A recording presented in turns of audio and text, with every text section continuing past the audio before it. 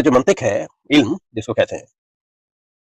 وہ نحو اور صرف کی طرح صرف فرق یہ ہے کہ صرف اور نحو کا تعلق زبان سے، اور علم کا تعلق منطق کا تعلق زبان سے تو ہے، لیکن زبان سے ہے بحیثیت ہمارے سوچنے کے طریقوں پہ ہے، اور صحیح طریقے کون سے ہیں اور غلط طریقے کون سے ہیں، ہر لحاظ سے نہیں لیکن استنتاج کے لحاظ سے زیادہ تر.